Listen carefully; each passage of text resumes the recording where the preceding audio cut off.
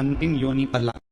एक शमी का पौधा ऐसा होता है जो योनियों में, वृक्ष की योनि में अंतिम योनि पर लाकर रुक जाता है। कौन सा? शमी। इसलिए पंचदशमी पंच शनि पूजन की महत्वता होती है। क्यों कहा जाता है कि अगर कोई आपको ज्यादा परेशान कर रहा है, बहुत टेंशन दे रहा है, बहुत ज्यादा अगर वो इतना हताश हो गए कि आपने सोच लिया तो मर जाऊं तो अच्छा है, इसका नाम लिख जाऊं, ये सब चीज करने से अच्छा है 5 दशमी। दशमी जानते हो? 5 दशमी, कोई सी भी 5 दशमी आप चुन लीजिए, परंतु वो दशमी अमावस्या के पहले वाली नहीं होना चाहिए, वो पूर्णिमा के पहले वाली दशमी। 5 कोई सी भी दशमी पर शमी के वृक्ष के नीचे जाइए, घी का दीपक लगाइए, शुद्ध जल तांबे के पात्र में लेकर जाकर अर्पित करिए। पहले दीप जलाना, उसके बाद शमी के पौधे में जल डालना और पौधे उस वृक्ष के नीचे बैठकर जल चढ़ाकर वहीं पर एक चावल का दाना समर्पित कर बाबा से प्रार्थना करना कि बाबा मुझे बहुत कष्ट है, ये मेरा एक तकलीफ मुझे दे रहा है, बस आप मेरी तकलीफ को दूर करना। शिव की ऐसी कृपा होगी। 5 शमी पूजन, जब विजय दशमी के भाव से दशमी आपके यहाँ पर भी पूजन होती, विजय दशमी पे हमारे यहाँ शमी के पत्र की बड़ी पूजन का महत्व है। 5 दशमी 5 शमी पूजन कर ली जाती है तो जो भी आपका द्रोही होता है वो आपसे दूर हो जाता है या आपसे स्नेह कर कर आपके करीब आ जाता है। ये शमी पूजन वृक्ष योनि के अंतिम योनि का पूजन। सारे वृक्षों पर पत्थर पड़ जाते हैं, पर शमी के पौधे पर पत्थर किस लिए हम मारेंगे? कौन मारेगा? उसमें तो कांटे लगे रहते हैं, कौन मारेगा उसको? क्या कांटा झड़ाएगा? पत्थर मारेगा? नहीं। हम तो यहां तक कहेंगे कि शमी की आराधना साधना आपके द्रोहियों को, दुश्मनों को भी दूर कर देती। और मेरी जीजियों, मेरे जीजाओं, मेरी बेटियों, बेटाओं, मेरी माताओं, मेरे बुजुर्ग माता पिता, स्मरण करें, जब जब यदि आपका हृदय दुखे, मन दुखे, तो एक शमी की पत्ती को शंकर के शिवलिंग पर जरूर चढ़ाएं, सारे दुख अपने आप समाप्त होना। शमी का तो कोई कहे क्या वृक्षों में, पौधों में, पत्तियों में भी क्या, ये वृक्षों के अंदर भी क्या जीव होता है? क्या इसमें भी प्राण होते हैं? होते हैं, इसमें भी प्राण। ये भी ऑक्सीजन लेना छोड़ना सब कार्य इनका चालू है, ये भी जीवित है। जल नहीं मिलेगा मर जाएंगे, जल गया समाप्त। शादी में देरी हो रही हो या कोई नया कार्य चालू कर रहे हो उसमें देरी हो रही हो या कोई सर्विस के लिए, नौकरी के लिए जा रहे हो और वो कार्य नहीं हो रहा हो, तो एक धतूरा, केवल एक धतूरा, उस धतूरे को फोड़कर उसके अंदर का फल निकालकर उस फल को शिवलिंग पर चढ़ाकर 1 लोटा जल शंकर भगवान को समर्पित कर। दिन होना चाहिए मंगलवार। कौन सा दिन होना चाहिए? जम के बोलो जरा, मंगलवार। समर्पित करो। उसके बाद में आप विवाह के लिए अगर समर्पित करे हैं तो विवाह में देरी नहीं होगी। व्यवसाय और व्यापार के लिए या नौकरी के लिए समर्पित करे हैं तो उसमें देरी हो रही हो। कई लोगों से कहते हैं अगर आपको राहु, केतु, शनि, मंगल, बुध कष्ट देता है तो शंकर की चौखट पर, शंकर के मंदिर की जो देहली होती है, दरवाजा होता है, उसकी चौखट पर एक बेलपत्र समर्पित करना प्रारंभ कर दो। जब शंकर जी को चढ़ा, हम कई लोगों से कहते हैं अगर आपको राहु, केतु, शनि, मंगल, बुध और बहुत ज्यादा संकट है, बहुत ज्यादा परेशानी है, तो हनुमान चालीसा का पाठ करो। तो तिल्ली के तेल का दिया, काली तिल के तेल का दिया, तिल का तेल का दिया, हनुमान जी के सामने आसन बिछाकर, बहुत तकलीफ है तो 3 पाठ प्रतिदिन करो। और एक आसन से जितने समय, 9 बजे अगर आप बैठते हो पाठ करने तो 9 बजे ही बैठना। 11 दिन तक प्रतिदिन 3 पाठ रोज करो। एक पानी का लोटा, कलश, तांबे का जल, अर्थात तांबे का लोटा हो, स्टील का लोटा हो, तुम्हारे पास जो कलश हो, उसमें जल भरकर, एक सिक्का उसमें पटककर, एक लौंग पटककर प्लेट से ढककर रख दो और प्रतिदिन बस टाइम पर बैठकर पाठ करो। 11 दिन पूर्ण होंगे। जिस कामना से आपने पाठ करा है, बस वो सिक्का, वो लौंग कलश में से निकाल लो, जल का आचमन करो और जिस काम के लिए करा है वो जल उस प्रयोग में ले लो। उस प्रयोग, किसी से बात करने जाना है तो वो जल पी कर जाइए, कोई से हाथ मिलाना है तो वो सिक्का, वो लौंग अपने हाथ में रखो, अपने साथ रखो। कई लोग कहते हैं हम तो बहुत दिनों से हनुमान चालीसा पढ़ रहे हैं, हम बहुत समय से राम स्तोत्र का पाठ कर रहे हैं, हम बहुत समय से ये, अरे उसको नियम से तो करो। हनुमान चालीसा का प्राकट्य केवल एक दिल से की गई स्तुति, हनुमान जी महाराज की स्तुति, राम जी महाराज की स्तुति तुलसीदास जी ने केवल दिल से करी, केवल मन से। और ये नहीं कहते कि हनुमान चालीसा पढ़ोगे तभी भगवान, नहीं, आप दिल से अगर भगवान को पुकार लीजिए, आप दिल से पुकारो उसको, वो आएगा। हनुमान जी कई लोग तो ऐसे उनको आज तक हनुमान चालीसा पढ़ना नहीं है, आज तक कोई चालीसा, चाहे गायत्री चालीसा, लक्ष्मी चालीसा हो, शिव चालीसा हो, पढ़ना ही नहीं आती, बस बैठ गए भगवान के सामने और पढ़ लिया आसन लगा के। नहीं नहीं नहीं, चालीसा पढ़ने का भी एक नियम है। अगर कोई लक्ष्य लेकर पढ़ रहे हो तो उसका एक नियम है। पूरी जिंदगी पढ़ते रहोगे तो भगवान की प्राप्ति नहीं है, पर लक्ष्य लेकर पढ़ा है आसन से, जिस भगवान की चालीसा पढ़ रहे हो उसकी मूर्ति या उसका फोटो आपके सामने होना चाहिए। एक घी का दिया, अगर हनुमान चालीसा पढ़ रहे हो तो या तो घी का दिया जलाओ, वो भी गाय के घी का हो, भैंस के घी का मत जलाना, हनुमान जी कभी प्रकट नहीं होंगे। भैंसा परेशानी है तो हनुमान चालीसा का पाठ करो तो तिल्ली के तेल का दिया लगाओ, काली तेल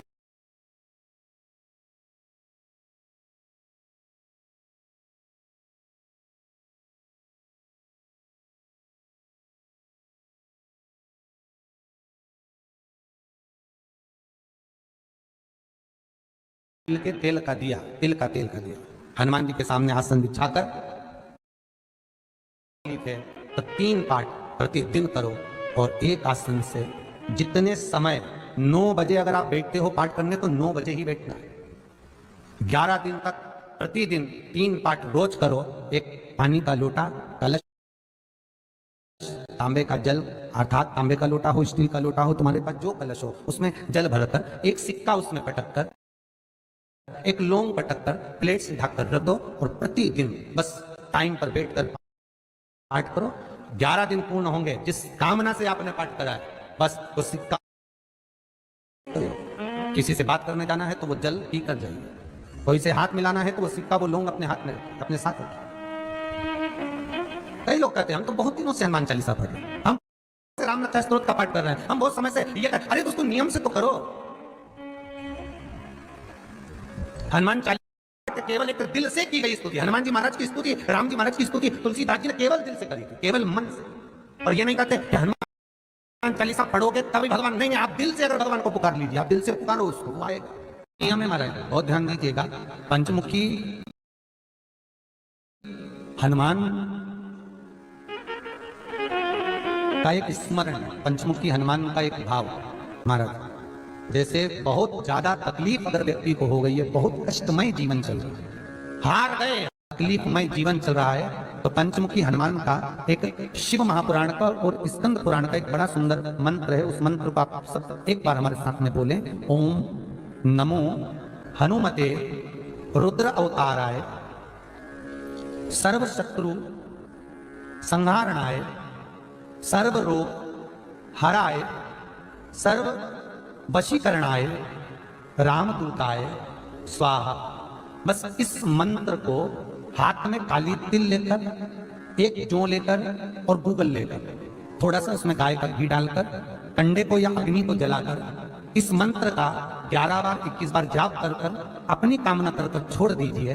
कैसा भी रोग हो, बीमारी हो, कष्ट हो, दुख हो, तकलीफ हो, 21 दिन के अंदर वो आनंद आना प्रारंभ कर देता है। इस मंत्र, स्कंद पुराण का, शिव महापुराण का ये मंत्र मूल पंचमुखी हनुमान सुख दे।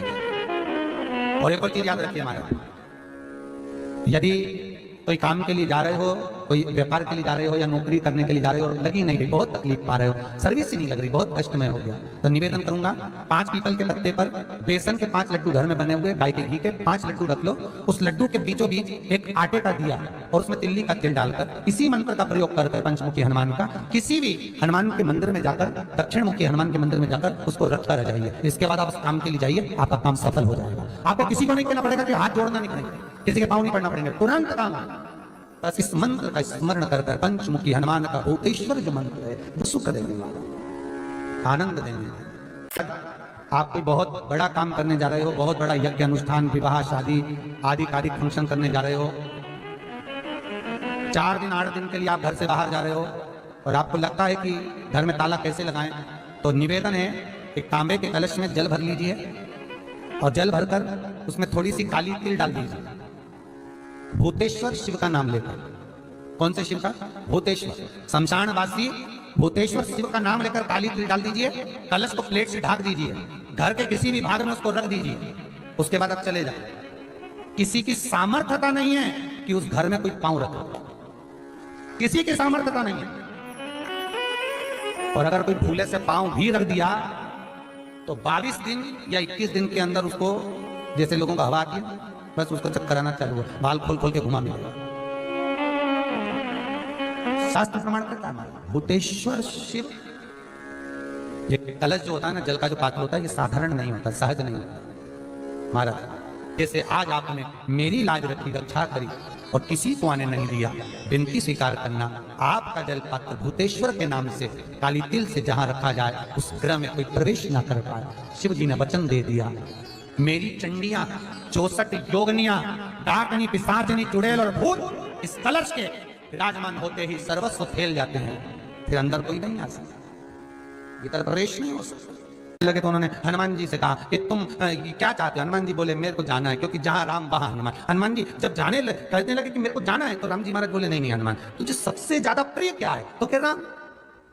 तो हनुमान तू कह रहा है सबसे ज्यादा प्रिय है राम प्रिय है, तो एक बार जिस समय देवऋषि नारद का अपमान हुआ, विश्वामित्र बाबा का अपमान हुआ, उस समय पर एक राजा ने जब अपमान करा तो तूने उसको राम नाम लिखकर एक जगह पर बिठा दिया और कहा कि तू राम नाम जपते रहे। उसने राम नाम जपा। तब हनुमान याद कर, मेरे सम्मुख में तू खड़ा था और युद्ध होने वाला था, तो तूने क्या कहा था? प्रभु आप इसको मार नहीं सकते क्योंकि ये आपका नाम ले रहा है, राम से बड़ा होता है राम का नाम, आप इसे मार नहीं सकते। तब आपने ये संवाद कहा था, हनुमान बता तेरी प्रियता क्या है? हनुमान जी कहते हैं प्रभु आपने मुझे जगा दिया, क्योंकि मुझे श्राप ही ये मिला था कि तू जागेगा किसी की जगाने पर, आपने मुझे जगा दिया, इसलिए हे नाथ अब मैं जाना नहीं चाहता, सत्संग करना चाहता। श्री राम जी का चरित्र है, अब मैं सत्संग करूंगा, भजन करूंगा, नाम जाप करूंगा। पर राम जी जानते हैं हनुमान से कहा, हनुमान मेरा जाने का समय आ गया, मुझे तो जाना पड़ेगा ना, सीता पृथ्वी में चली गई, मुझे भी जाना है, मैं सरयू के जल में अपने प्राणों को त्यागूंगा, मानव का शरीर है इसको त्यागना तो पड़ेगा ना हनुमान। हनुमान जी बोले तो त्याग दो, त्यागने में क्या दिक्कत है, त्यागो आप। पर दिक्कत एक बहुत बड़ी है। तो राम जी ने जैसी कहा दिक्कत बहुत बड़ी है, तो हनुमान जी पूछे ऐसी कौन सी दिक्कत है? हनुमान जी के शब्द सुने तो राम जी बोले, जब जिस समय पर तुम सूर्य को निगल गए थे, इंद्र को क्रोध आया था और इंद्र ने तुम पर वज्र का जब प्रहार करा था, जब वज्र का प्रहार इंद्र ने करा तब तुम्हारा नाम हनुमान हुआ, तब सारे देवी देवताओं ने तुम्हें वर प्रदान करा, उस जगह पर यमराज भी खड़ा था। तो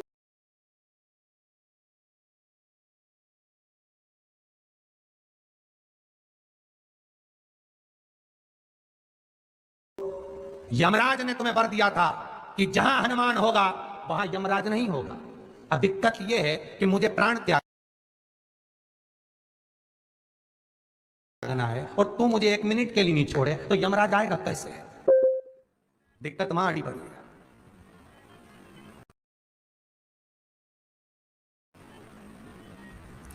हनुमान जी मुस्कुरा के बोले राम जी महाराज से, प्रभु मैं आपके बिना रह नहीं सकता। तो राम जी बोले मैं भी जानता हूं कि तू मेरे बिना नहीं रह सकता, पर एक काम तो कर सकता है ना। क्या? मैं अगर कोई काम बताऊंगा तो तू करेगा कि नहीं करेगा? हनुमान जी बोले आपका काम और मैं ना करूं, ऐसा कभी हुआ? जरूर करूंगा। ठीक है, बस अब राम जी महाराज ने सोच लिया कि हनुमान को जाने से पहले काम पर लगाना। अब कौन सा काम था? बोलो रे भाई, हनुमान जी को कहां काम पर लगाया राम जी ने? किस जगह पर काम पर लगाया? अरे सभी ने रामचरितमानस सुनी है, खूब सुनी, जल्दी बताओ। राम जी महाराज ने प्राण त्यागते समय, सरयू जी में प्राणों को देते समय राम जी ने हनुमान जी को किस काम में लगाया था? कि राम जी ने अपने हाथ की एक मुद्रिका जिस पे राम लिखा हुआ था, वो मुद्रिका एक अयोध्या की एक सरंग में जमीन में डाल दिया और हनुमान से कहा जा जरा ढूंढ के लेके आ, मैं अभी घूम कर आया। और हनुमान जी तलातल रसातल भूमि के नीचे पताल में चले गए उस मुद्रिका को ढूंढने के लिए जिस पर राम लिखा है। और हनुमान जी पूछते भी जा रहे राम कहाँ है? राम की मुद्रिका पड़ी थी, राम की अंगूठी है, और राम का ही सत्संग करते करते जा रहे। और राम जी चले गए सरयू, क्योंकि हनुमान अगर होगा तो यमराज नहीं आ सकता। हनुमान को यहां से हटाना पड़ेगा तब यमराज लेने के लिए आ सकता, तब यम आए, क्योंकि यम अपने नियम को धारण करेगा, चाहे कृष्ण हो चाहे राम। वही बात फिर याद कर लीजिए, अच्छा कर्म करिए, कर्म का दंड तो भगवान को भी भोगना पड़ता है। अगर कोई अदालत में केस चल रहा है, बहुत बड़ी समस्या में आप पड़ गए, बहुत बड़ा टेंशन बिल्कुल आकर खड़ा हो गया है, तो चंदन, एक लाल चंदन बाजार में मिलता है, पूजन वालों के यहाँ पूछना, लाल चंदन आता है। वो लाल चंदन को घिस कर उसमें थोड़ा सा तिल्ली का तेल डालकर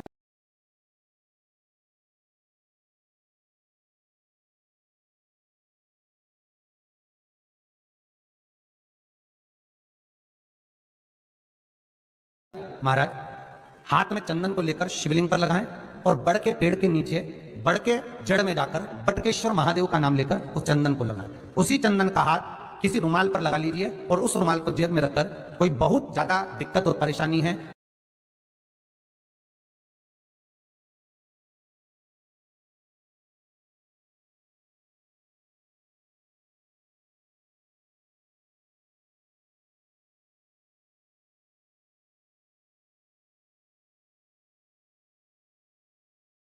उस स्थान पर उसको लेकर बैठ जाइए, मन को भी शांति होगी, कार्य भी सफल होगा और सफलता प्राप्त होगी। बस तुमरुका जी का नाम का उसमें स्मरण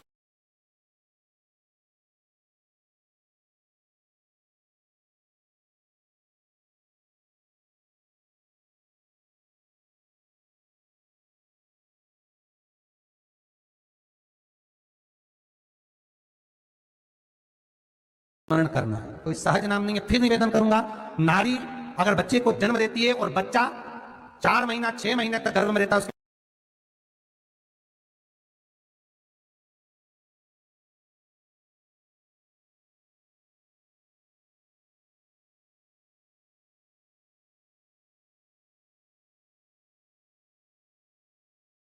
बाद अवर्षण हो जाता है, तो एक नारियल पर, श्रीफल पर स्त्री के हाइट की मोली, मोली मतलब नाड़ा जो हाथ में बांधते हैं लच्छा, उसको नाप लीजिए और तुमरुका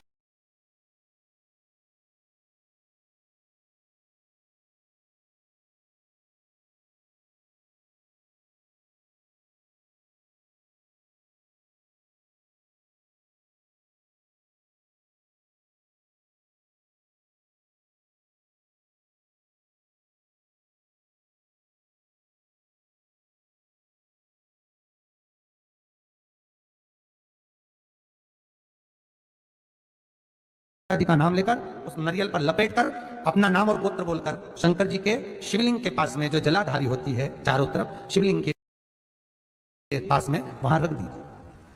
शिव के शिवलिंग का स्पर्श करिए, एक बेलपत्र उठाकर मंदिर की चौखट पर खा लो तुमरुका जी का नाम लेकर। महाराज होने वाला जो बच्चा है वो पूर्ण होगा, बीच में अवर्षण नहीं होगा, बच्चा समाप्त नहीं होगा महाराज, और स्वस्थ उत्पन्न होगा।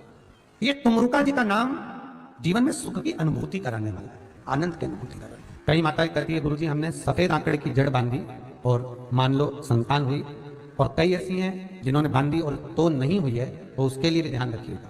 18 साल हो जाए, 17 साल हो जाए, 10 साल हो जाए, 12 साल हो जाए और घर में बच्चा नहीं है, संतान नहीं है, तो प्रयास करना सफेद आंकड़े की जड़ को लेना, तुमरुका जी का नाम लेकर 21 बार शिवलिंग पे से घुमाना, रजस्वला धर्म के 7वें दिन कमर पर बांध लेना, और उसी दिन से एक पीपल का पत्ता मंगवाना, शंकर भगवान पर चढ़वाना।